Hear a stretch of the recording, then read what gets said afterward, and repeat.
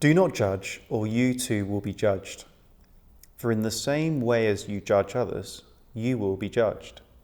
And with the measure you use, it will be measured to you.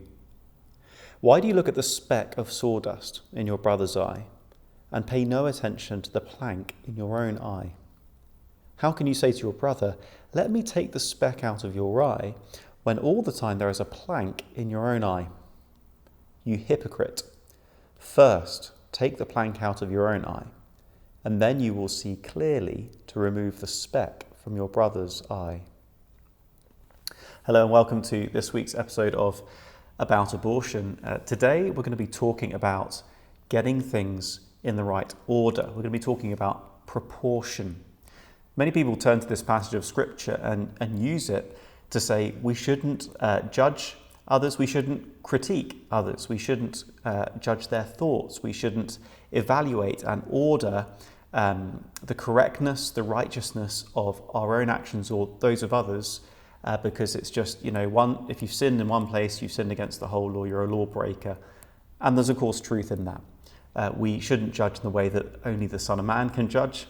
None of us is a sinless saviour. And it is true that if you've broken the law in one part, you've broken the whole law. And yet, this passage and other passages don't actually tell us not to judge, although on the face of it, that's what it seems to say.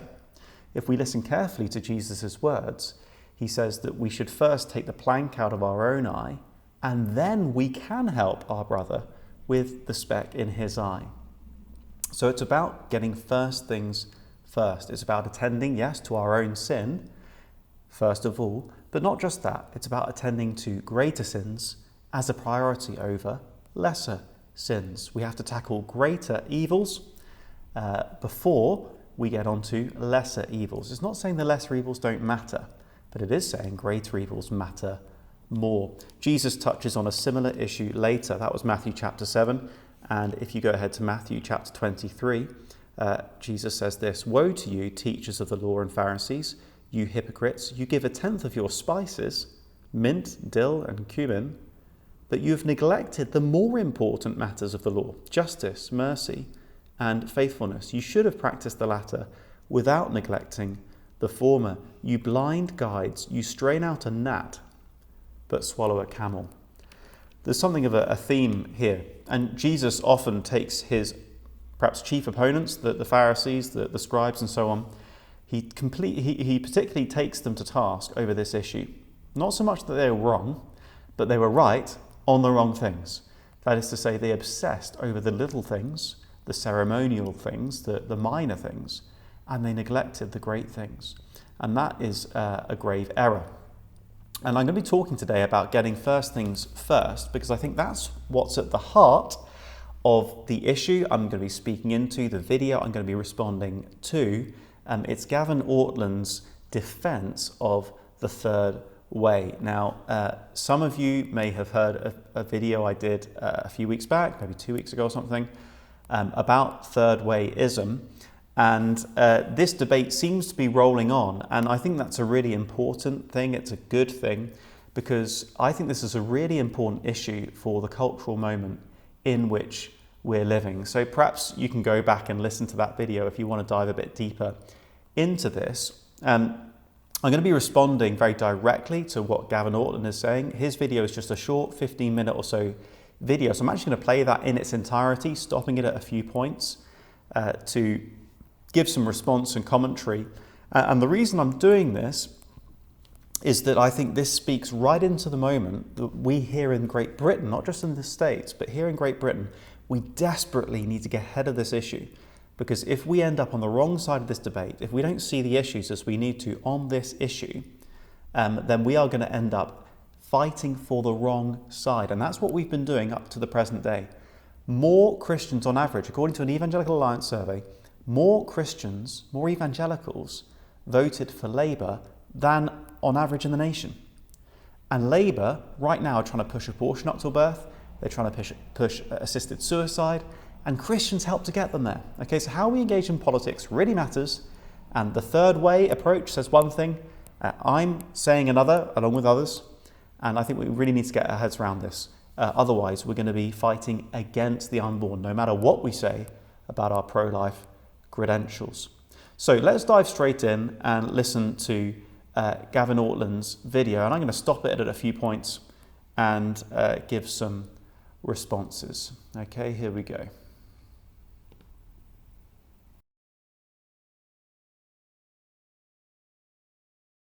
How Christians relate to politics and culture war right now is a huge issue. Lots of people are contrasting Tim Keller's approach, sometimes called the third way approach, with more bold approaches like Charlie Kirk's approach. That's been one construct you see. By the way, if you're going to do that, please take into account differences of calling and context.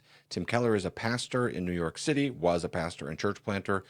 Charlie Kirk is more of a political and cultural and religious commentator doing debates on university campuses. He talks about theology as well, but he's got a different calling. It's like if you're going to compare these two people, it's like saying, Tiger Woods and Michael Jordan, look at them both playing golf. Wow, Tiger Woods is so much better. And you don't mention, actually Michael Jordan wasn't mainly a golf player. He was in the NBA. He was a basketball player. That was his main thing.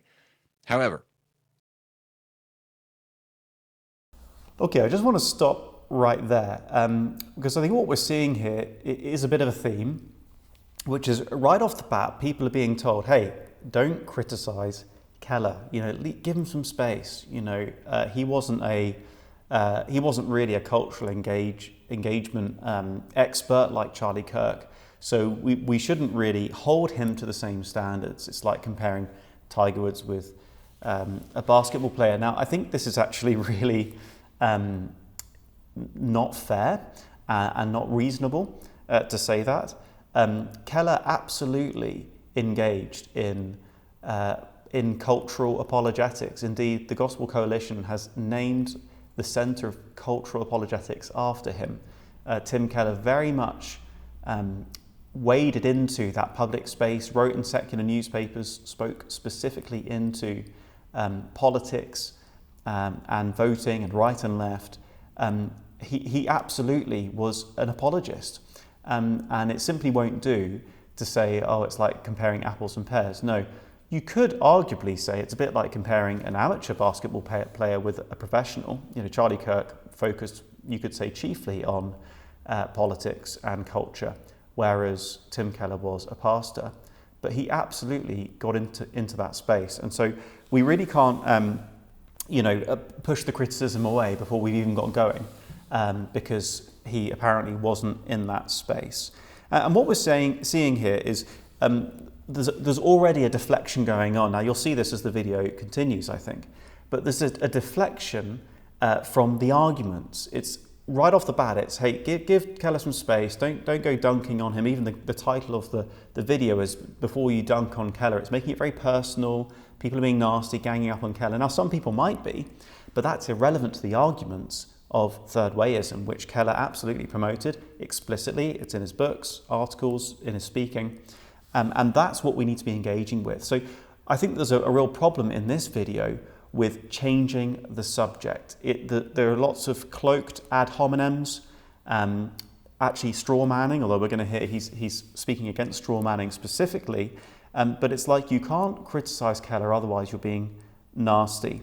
Now, I've noticed that this is what people often do when the arguments are difficult to refute, and so we kind of have a go at the person and say they're not being very nice, and thereby we escape having to tackle the arguments being fired at us, and so we're going to see more and more of that. Just look out for that as we proceed. But off the bat, no, Keller absolutely went into this space. He wasn't just a pastor quietly doing his thing in a corner somewhere. He didn't get involved in politics. He very much spoke into that.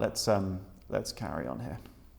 in this video, what I want to do is assume that you, the viewer, agree with the criticism of third way that is very popular right now. I mean, third way is, it's in tough days right now. And you think this is just, it's just your patience is totally done. That's the sense I get from people, is we just need to kill this, bury it, leave it behind, and even just mock it on the way as we're walking away from the grave. Just, just nothing but contempt.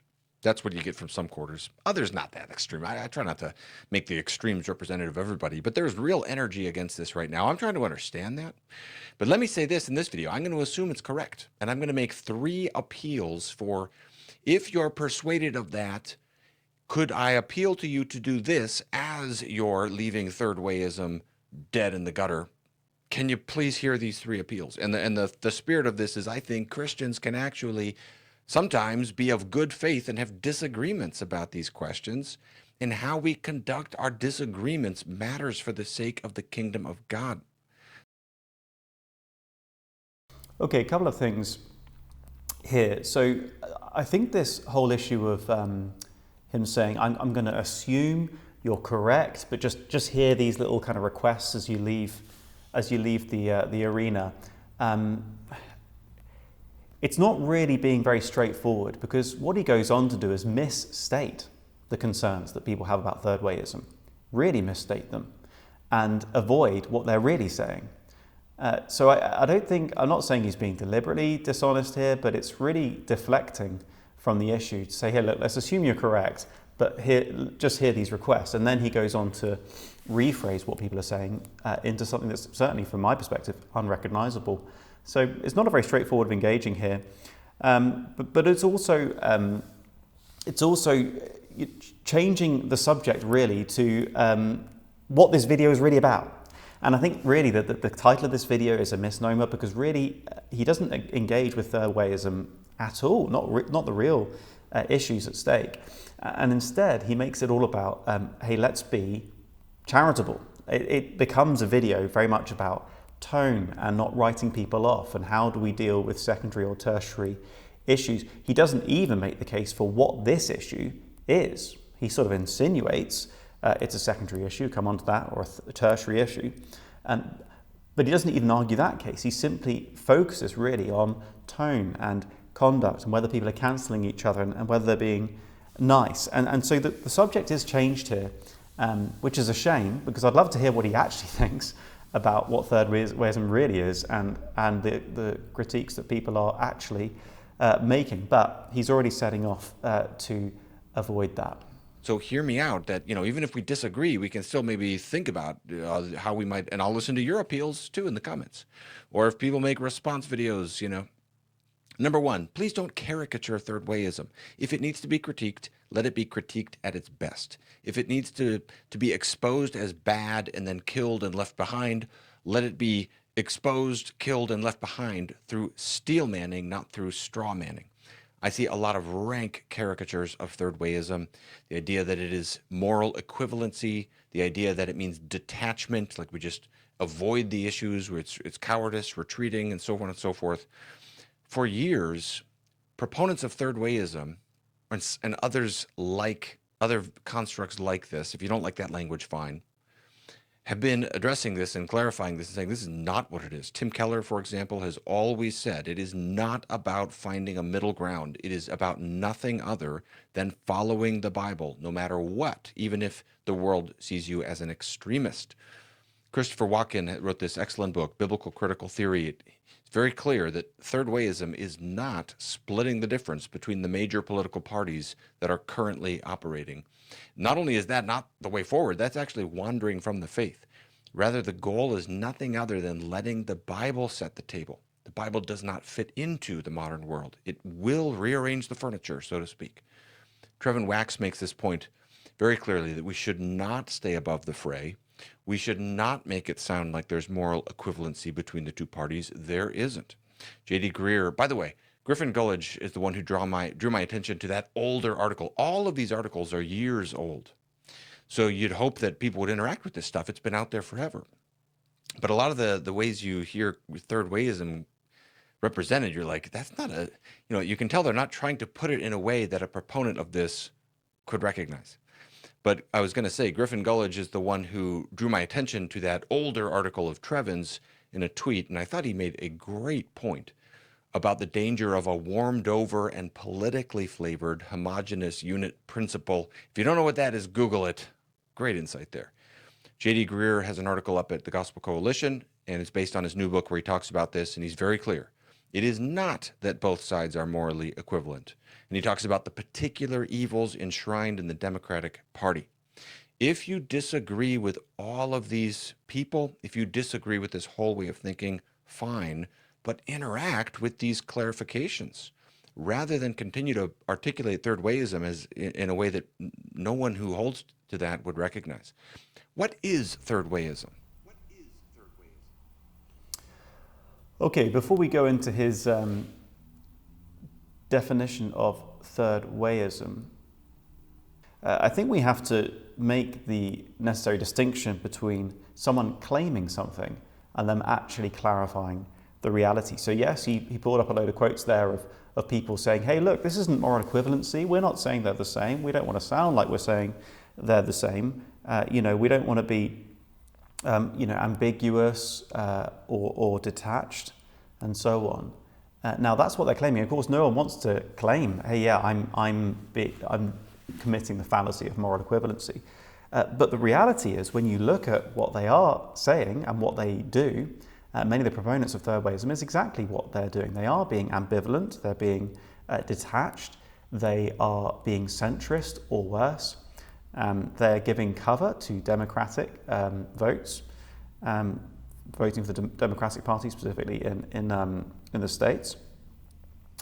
It's absolutely what they do. Now, what we do shows what we really believe. It's not our claims, it's what we do. And so when we actually look, for example, at what Tim Keller, probably the chief proponent of third wayism, but there are other key people, but when you look at what he actually did, for example, on the issue of abortion, he was incredibly silent. For a man who spilled so many words and was extremely good with words, he spoke a lot into issues like racism and the economy and whatever else. But you can hardly find anything. I mean, there are a few little shreds here and there, but he did not speak into abortion very much at all, notwithstanding the fact he lived in New York, which, for many years has actually killed more black babies than it's permitted to survive birth. So, the baby genocide in New York is just astronomical, and it's really quite something. It's quite an omission for a preacher of the gospel to barely mention it whilst living in that city. Now, the thing about Tim Keller that we have to remember here, and I say this not because I'm dunking on Keller, okay, but because he is still to this day extremely influential. Many pastors draw from his literature and seek to engage the culture the way that Keller did. And there's that institute, that Keller Center for Cultural Apologetics from the Gospel Coalition, an international kind of think tank blog site that is absolutely carrying on with this way of thinking. So it really matters. And the thing about Keller is he was very deliberate, very strategic, very good with words, and he was very careful with what he did and didn't do, didn't say. And so it is actually possible to find what he says on his non-engagement, relatively speaking, on abortion. So if we look here at this article, this is someone else's blog site, but referring to an article that Keller wrote. And he basically shares this anecdote of a lady who comes to his church for several months, becomes a Christian, and then approaches Tim Keller and says, look, Pastor, what do you think about abortion? Is it wrong? Now, he did say he thought it was wrong when asked privately. And she says, I'm now coming to see there might be something wrong with it. Now I've become a Christian here and have started studying the faith in classes. As we spoke, I discovered that she was an Ivy League graduate, a lawyer, a long-time Manhattan resident, and an active member of the ACLU. She volunteered that she had experienced 3 abortions. I want you to know, she said, that if I had seen any literature or reference to the pro-life movement, I would not have stayed through the first service. But I did stay and I found faith in Christ. If abortion is wrong, you should certainly speak out against it. But I'm glad about the order in which you do it.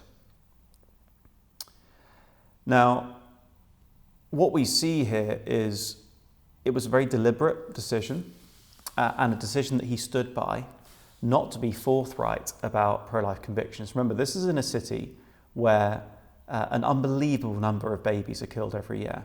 And because this woman said she wouldn't have stuck around had he mentioned it, or if she'd been able to tell at all coming into the church that they were pro-life, she wouldn't have stuck around. Now, we obviously rejoice she's come to Christ.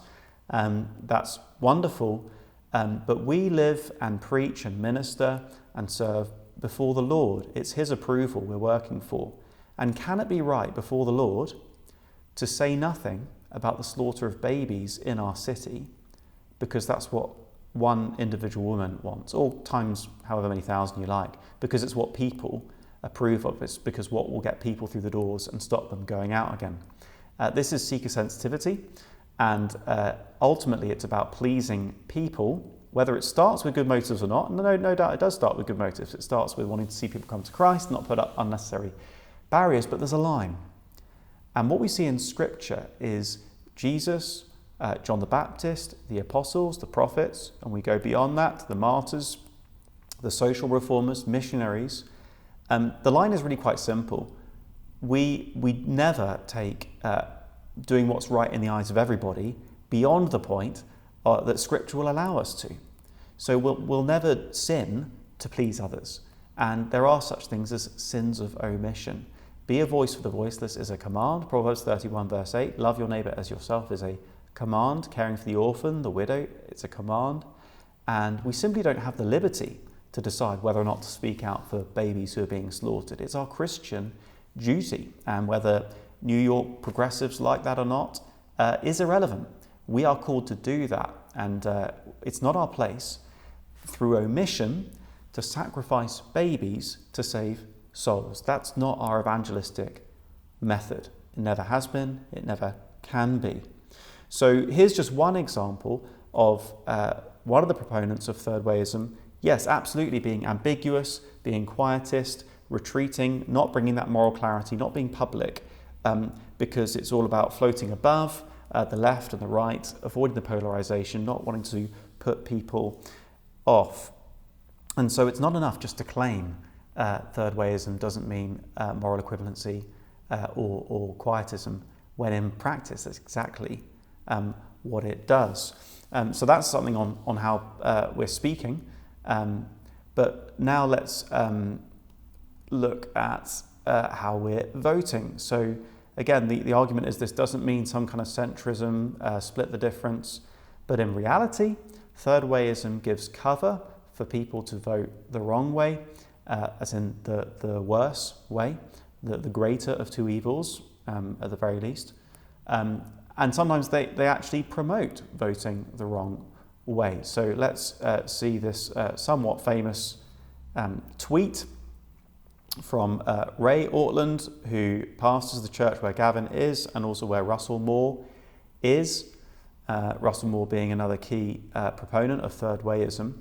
And this is what Ray Ortlund said, never Trump, this time Harris, always Jesus. And then another well-known figure, David French, says, this is the way. Okay, so what we're seeing here is actually worse than moral equivalency. The claim here appears to be that Harris is actually infinitely preferable to Trump. Now, I have, and I will continue to, I have criticised Trump. I don't think he's born again, for one thing, and he's certainly not as pro-life as I'd like him to be. But he's a lot more pro-life than Harris or Biden, and on a whole load of other issues, he's a lot closer to the biblical outworking as well. And yet the claim here is not just that there's a moral equivalency, but that Trump is so bad he's never, and Harris is superior, at least on this occasion. And then there's the confusion. This is kind of third way talk. This is never Trump, this time Harris, always Jesus. So it's this idea that third wayism, it's always Jesus, and in this instance it happens to be Harris, but it could be either way. And if that's not moral equivalency, or indeed even worse, I don't know what is. So it's all very well for people to claim, hey, no, we're not engaging in moral equivalency. Well, that's actually what we're seeing. So it's not really enough for Gavin to claim that there's no issue to see here, because there is an issue. And that's what people like me are trying to point out. And we'll go on to hear other formulations of what he's saying we should be unafraid to do. And I agree with him, we should be unafraid to do those things. But that's not what we're talking about. We're talking about the moral equivalency, or worse, that this way of thinking generates. Okay, let's carry on with Gavin's video. In a nutshell, it is very simple. The thinking is this: contemporary conservative politics, especially in the United States, has important differences from historic Christianity. And even if those differences are not as dire as the political left, they are still important enough that they are worth pointing out. Yeah, absolutely no problem with saying that. And I think most people are happy to say that. There are major issues, there are moral issues on the right. We're not saying we shouldn't be talking about that. We're not saying those shouldn't be criticised. But what the third way camp are doing is they are speaking about those things as if they are more important, or at least as important, as things like child sacrifice. And they simply aren't. Okay, this is where we need to be able to tell the difference between a plank and a speck. We need to be able to tell the difference between a gnat and a camel. That's not being evasive, it's not saying the nuances don't matter, but it is saying we need to get first things first. I don't think anyone's really claiming Trump is perfect, he's the Messiah, etc. If they are, of course, they're wrong. What we're talking about here is the idea that it would have been better to have Harris than Trump at a moral level, for the sake of the unborn, for the sake of children being mutilated, for gender-affirming so-called surgery and all the rest of it. That's just morally brain dead. I'm sorry. That's just absolutely tone deaf, inexcusable, willfully blind, I have to say, to act like that's okay, to prefer someone that evil over someone who's in their public policy not nearly as evil. That's the issue that we are talking about. From our perspective, this is not really a third way. It's just the first way. We just want to follow Jesus, and it is that simple. Second appeal, and this flows right out of that, is beware of the no enemies to my right mentality. Now, most of you get this. Most good faith people who disagree with me on these questions, thank you.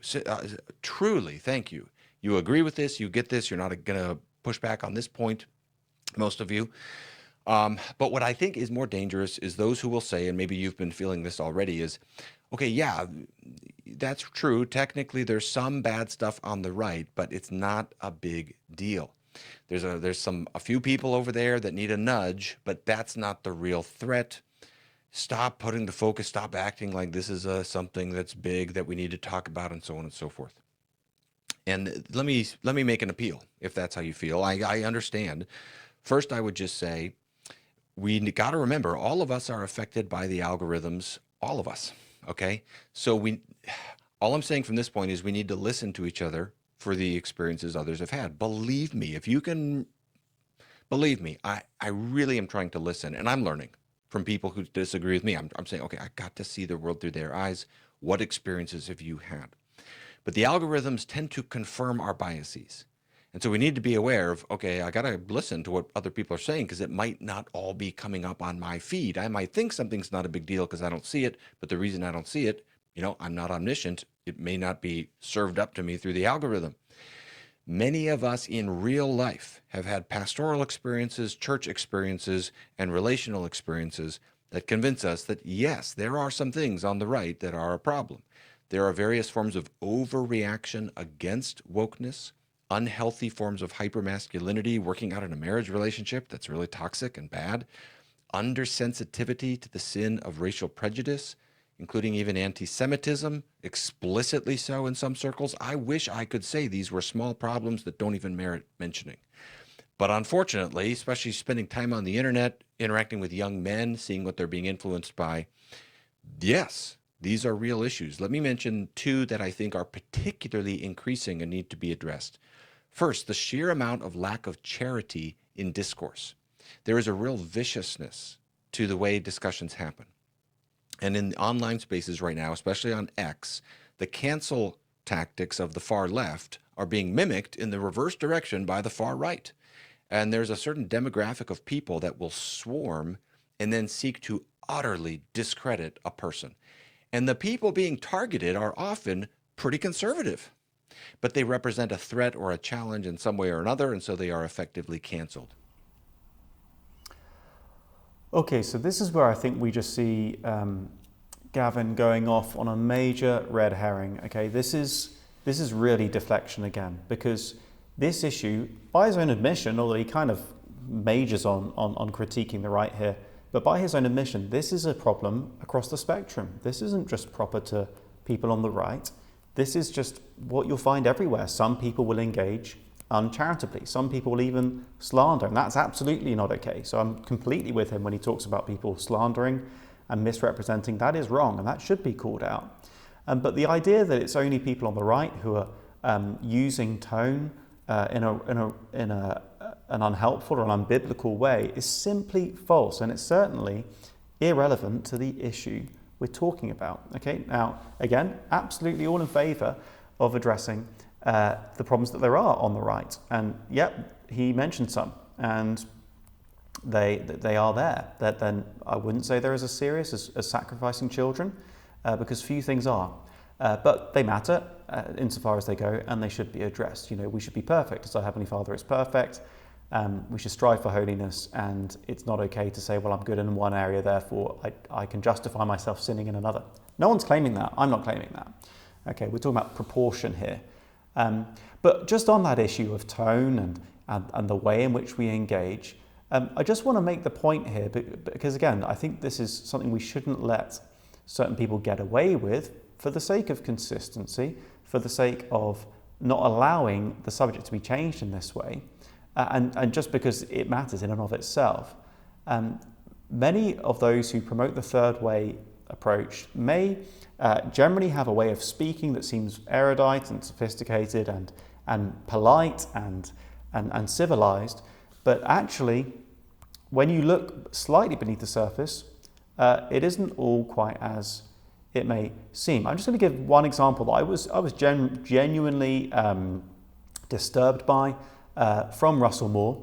Again, he's upheld not only in the States but here in the UK. Evangelicals now seem to be publishing his stuff quite a lot, which I'm concerned about, not only because of his sort of left-leaning political bias, or at least his giving cover to the left, but also his way of engaging, which I think is actually quite emotionally manipulative and dishonest, which doesn't make for helpful straightforward debate and the critique of ideas. So this is something he wrote on the issue of the sin of empathy. That's another whole issue we could talk about sometime. But this is what he opens with in trying to sort of reinstate empathy. So in short, he's acting against those who are saying that there's the sin of empathy, we need to watch out for it, and so on. So he's writing in defense of empathy, essentially. And here's how he opens. If empathy is a sin, most of those saying so don't seem to have been tempted beyond their ability to bear it. Okay, notice how he's opening there. Sarcasm, sort of sneering, and it's an ad hominem right off the bat. It's just saying the people who I'm disagreeing with are nasty people, so don't listen to them, listen to me. These are heartless, uncaring people. And then he goes on to say this: that's one reason I'm not too worried about the latest rhetoric of empathy as the great danger to the church and the world. Mostly from, again, notice this is an ad hominem, okay, it's about who's making the argument. Mostly from those who previously told us that danger was yoga, or yoga pants, or Harry Potter, or hip hop. So whilst people like Russell Moore and Gavin Ortlund and so on, and they're in the same church, by the way, whilst they want to make out that it's the nasty people on the right who are so harsh and so on, and we shouldn't disagree, as Gavin's going to go on to talk about, we shouldn't disagree harshly over secondary issue or tertiary issues. We should have grace for the weaker brother and so on, those who are weak in the faith. What we're actually seeing here is a great deal of snark and really despising. Let's say, for sake of argument, that those issues he mentions at the end there are secondary issues. They're issues that only those with a weaker conscience are concerned about. Let's grant that for sake of argument. Should he really be mocking those people and sneering at them? The equivalent being, of course, towards the end of the book of Romans, the issue of eating meat, and food sacrificed to idols and all that kind of stuff. And Paul's clear instruction there is accept the weaker brother and don't let matters of conscience divide you and don't cause your brother to stumble.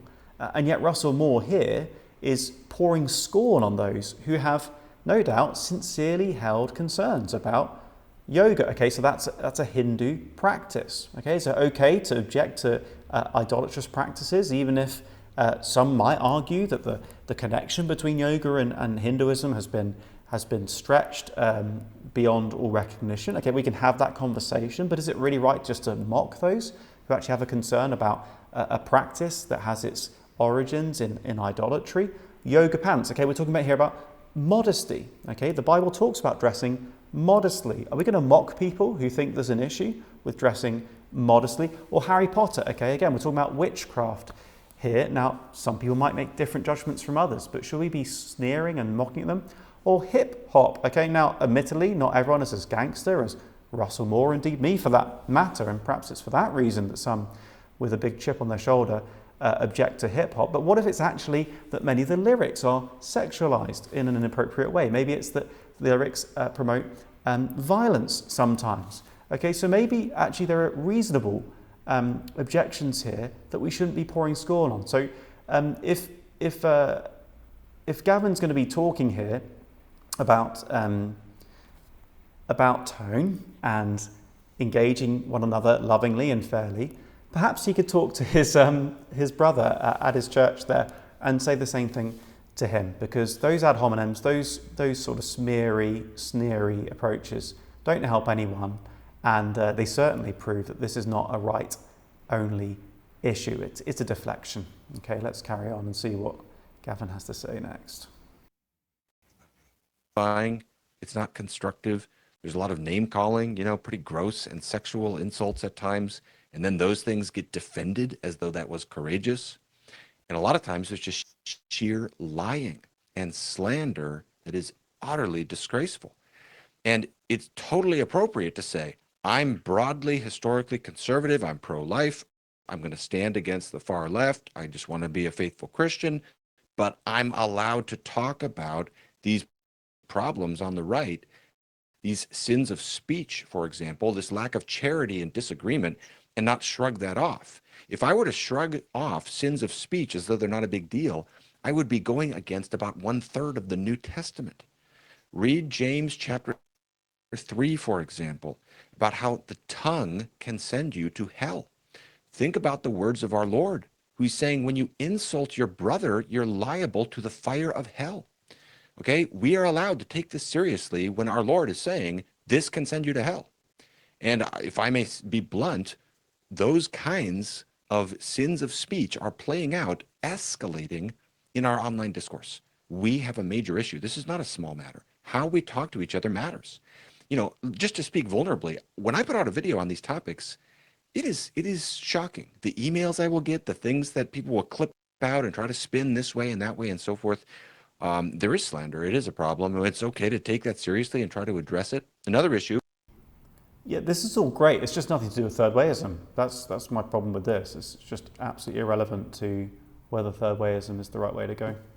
Is the constant separating and fighting and being suspicious of other people over secondary and tertiary doctrines.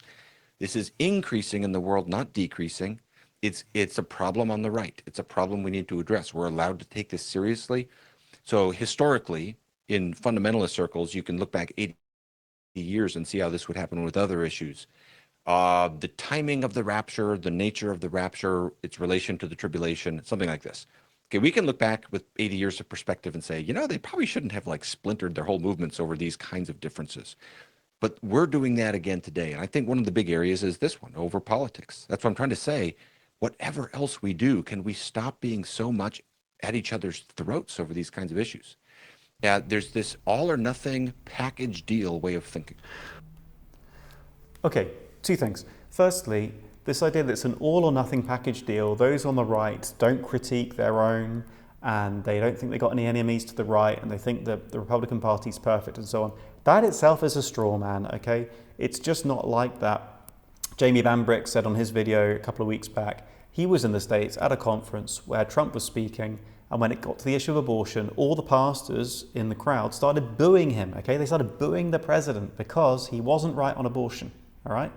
So it's not an all or nothing package. That's a misstatement. It's a mischaracterization. That is a caricature, actually, of those who reject the third way and who are on the right. It doesn't mean they're uncritically on the right, okay? But it's not just some stupid, brainless package deal, all right? Thank you so much for listening to this week's episode of About Abortion. I hope you're appreciating these podcasts. And if you are, can I ask for your help in getting these vital messages to more people? We're delighted that we can get these to people free of charge.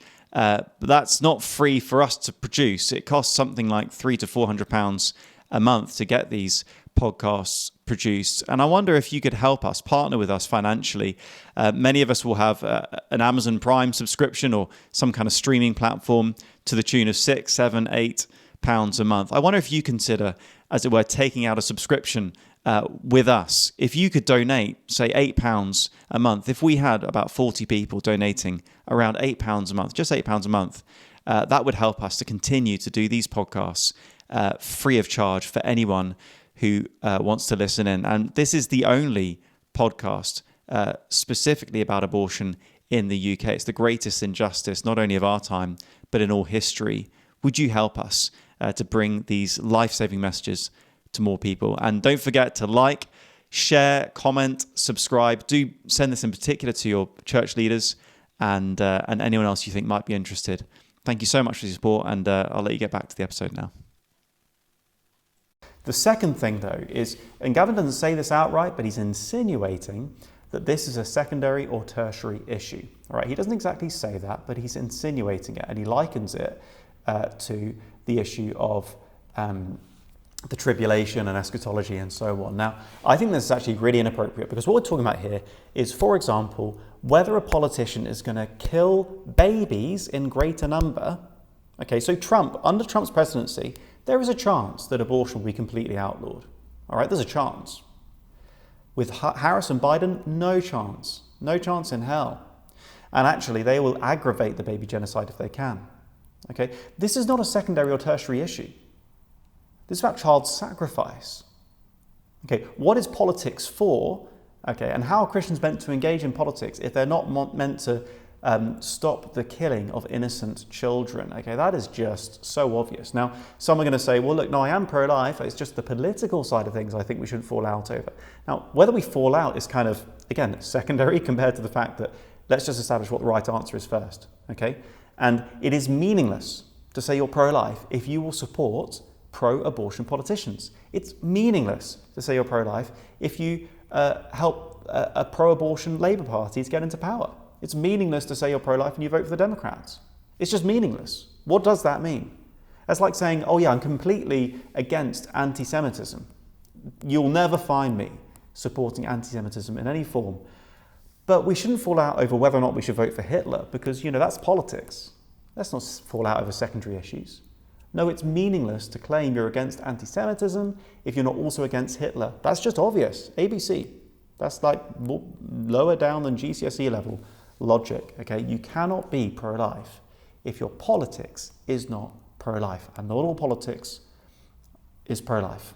Some are, some aren't. Okay, so it really matters. It's not a secondary issue whether we aggravate or demote child sacrifice in our land. That's what comes in. It's the same kind of thing with the pre-trib versus post-trib rapture, but now it's political issues.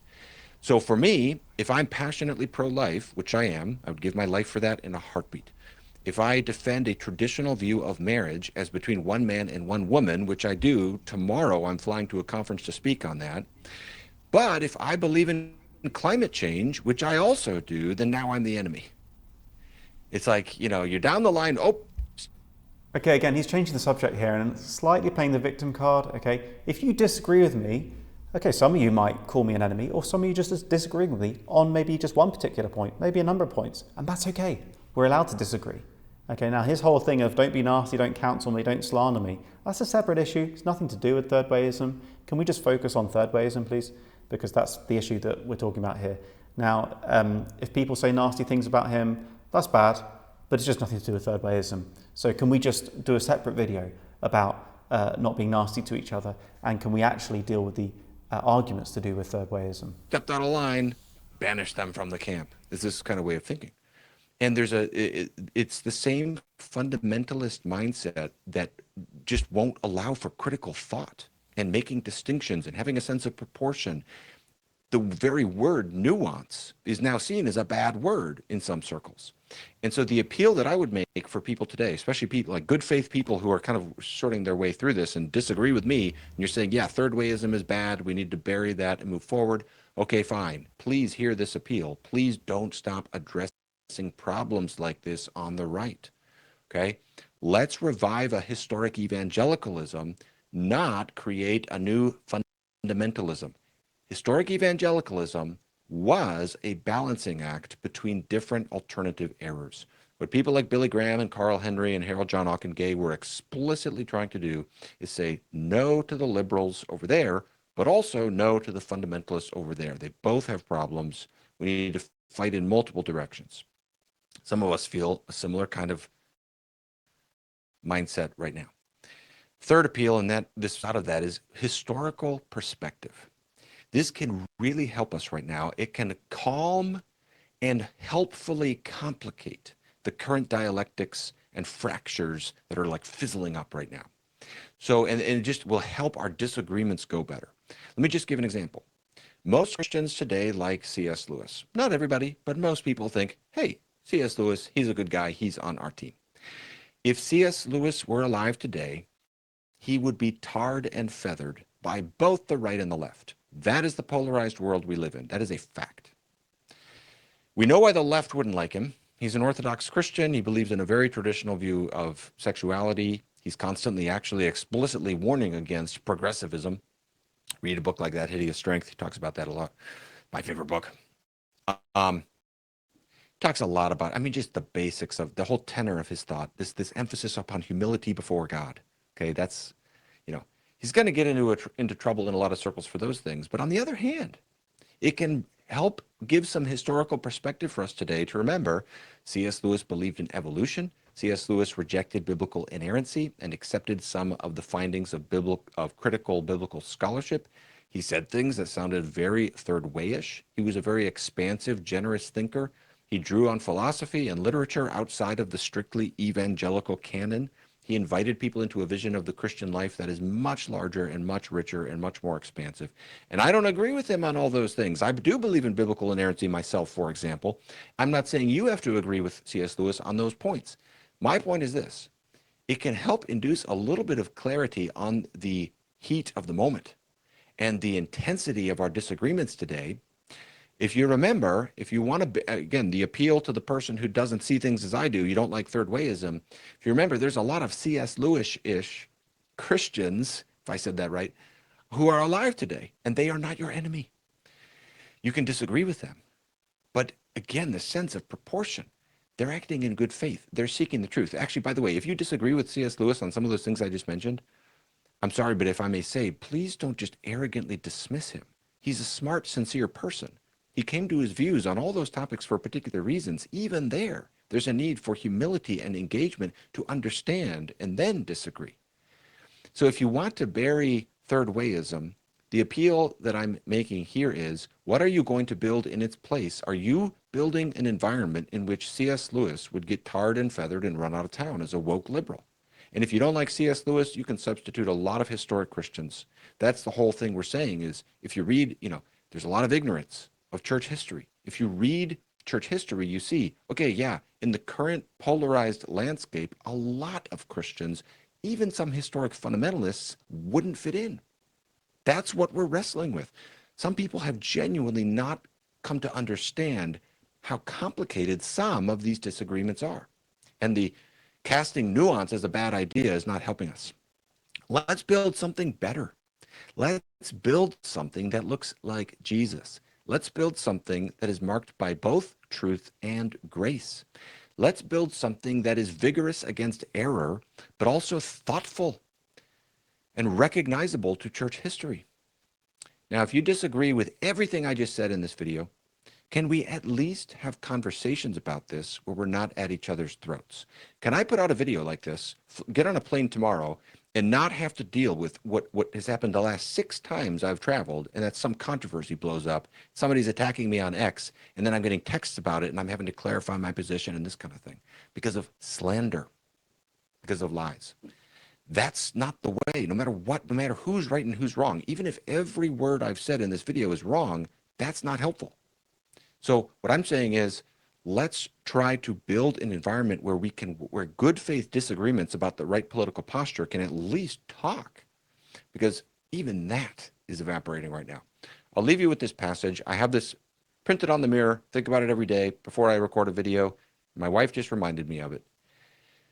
This is the way we want to point our sails and move into if we are followers of Jesus. 2 Timothy 2:23-25, Paul says, have nothing to do with foolish, ignorant controversies. There is a time to avoid discussions. He says, you know they breed quarrels. There's a lot in the pastoral epistles about avoiding quarrels. And the Lord's servant must not be quarrelsome, but kind to everyone, able to teach, patiently enduring evil, correcting his opponents with gentleness. Let's do the correcting. Let's do the contending for the truth. But there's a lot in the New Testament that corresponds to those words. Gentleness, kind to all, patient. A lot of our discourse now does not look like that. Those are some of the issues on the right we're seeing. Of course, you also see them on the left. That's the point. That's the point. And all we're saying is we want to follow Jesus. We want to obey 2 Timothy 2. And I know others who disagree with the goals of this video feel the same. So that's where we got to keep talking. All right, I'm wrapping it up there. Woohoo! This was a fun one. I'll read the comments. Okay, just a couple of comments closing out here. Firstly, this idea that C.S. Lewis kind of demonstrates to us how we should not be dunking on Keller and so on. A couple of things. Firstly, again, it's okay to critique Keller. It doesn't mean you're cancelling him. Doesn't mean you're speaking against everything he ever said. Okay. The problem is these guys, the Gospel Coalition, did enshrine Keller as the example of cultural engagement. Yeah, they named a centre after him. Okay, so if you can enshrine someone to that degree that you name an institute after them, it's fair game for people to also criticise that guy's thinking. Okay, you can't have it both ways. If you're going to put him on a pedestal, which that is, I'm afraid, then it's fair game for people to be also criticising at least some of his thinking. Okay, it doesn't mean they're baddies when they do that. Second thing though, C.S. Lewis, I don't think is a very appropriate analogy here. Again, I think this is actually where it is like comparing Tiger Woods with a basketball player, because C.S. Lewis lived in a very different political climate, and we have no way of telling actually what he would have done in our present climate. He's absolutely right to say there are faults on both sides and so on, errors come in pairs, absolutely. But he lived and worked at a time when politically, long before the sort of decline of certainly our nation in terms of legislation really got going. It was really in the 1950s and 60s really, but started in the 50s just about when all of God's laws started being removed really from the statute books. So C.S. Lewis lived and operated through a very different era really.